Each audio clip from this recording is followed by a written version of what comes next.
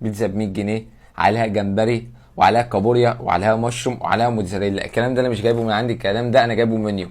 ودي اسمها بيتزا سي فود الرانش، هو المحل اسمه بيتزا الرانش، وجبنا من عنده بيتزا الرانش بقى. دي بتبقى فراخ، بس انا يعني من عشاق البيتزا دي، من احسن الاماكن اللي بحب اكل فيها في طنطا البيتزا دي بالذات يعني. بس دي شفتها قلت اجربها معاكم، اللي هي بيتزا سي فود الرانش. بس المفروض ان على اسمهم فتطلع جامده زي دي.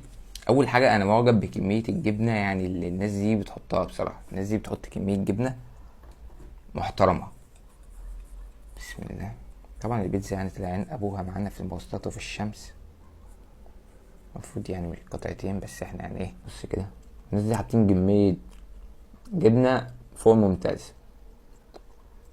وانا خدت حته الجمبري دلوقتي عجبتني، طعمها جميل. بسم الله.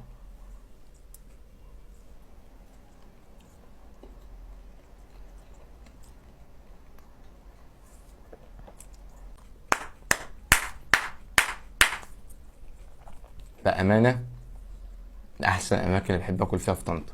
لا يدخل يقول لي اعلان، اقول لك اقسم بالله ما شافوني ولا اعلان، ما تصدقش الهبل ده.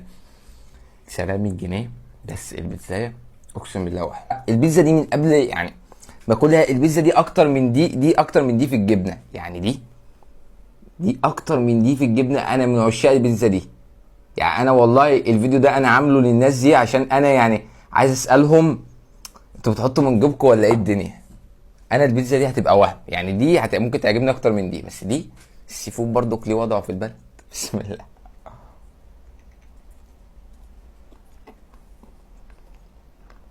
احلى حاجه بتعجبني عندهم ان شريحه البيتزا بتبقى مليانه يعني. تبص من تحت كده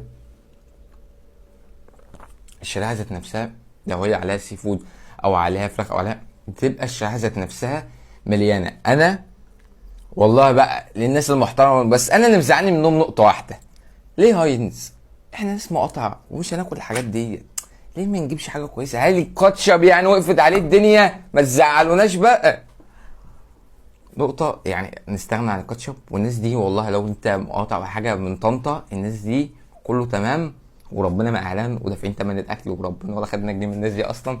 بس احنا يعني كان بنقول بصداقة مش محتاجين جنيه من حد. فالحاجة لما بتعجبنا بنحب ان احنا نشكر الراجل ده ونقول له يعني الجودة فوق الممتاز.